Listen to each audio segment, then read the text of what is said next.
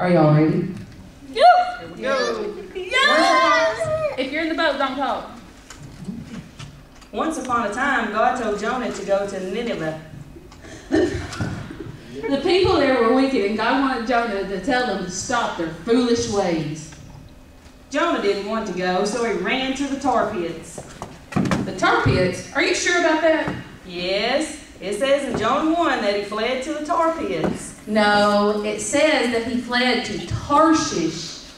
He got on the boat at Joppa and he ran to Tarshish to hide from the Lord. Oh well, tar pits are easier to say.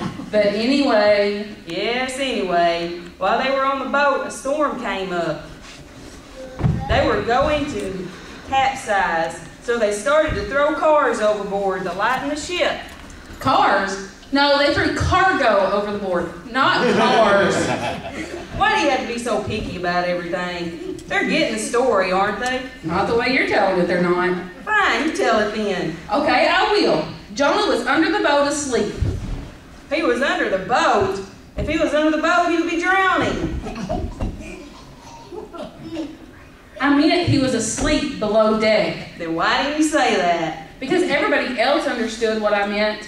So the captain of the ship woke Jonah up and told him to cry out to his God for help. They thought that his God would take notice of them and save them. Meanwhile, the sailors were trying to figure out whose fault the storm was. They cast lots and the lot fell on Jonah. What kind of Lot? Oh, a parking lot or an empty lot?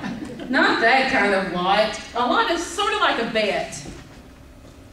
They were betting in the Bible? Ooh, shame on them. They weren't Christians, and besides, that's not the point. Jonah told the sailors to throw him into the sea to calm the storm. They didn't want to get in trouble for killing an innocent man, although I don't see why, because they were already going to be in trouble for betting. Anyway, the men tried to row back to land, but couldn't because the sea was so rough.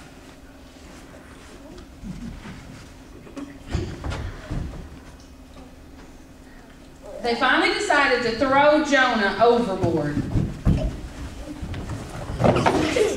When they did this, the sea finally calmed down. I know this part of the story. Then a giant elephant came along and swallowed Jonah, and... An elephant? An elephant didn't swallow Jonah. I thought you said you knew this part. Well, the story was getting kind of boring, so I thought I'd liven it up a little. It's a true story. You can't liven up a true story. Tell it right. All right. He was swallowed by a giant fish. He spent 3 days and nights in the stomach of the fish. Then God commanded the fish to spit Jonah out onto dry land. Very good. The Lord commanded Jonah a second time to go to Nineveh. And this time Jonah obeyed.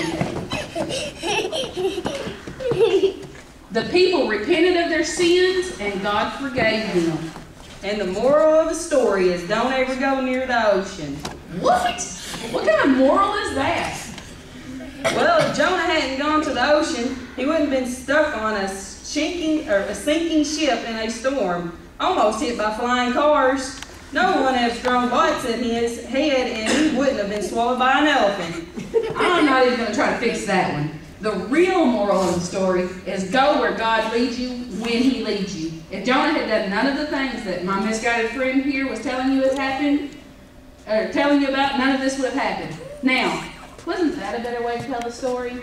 I guess so, but it wasn't half as interesting. You'll never learn, will you? Learn what?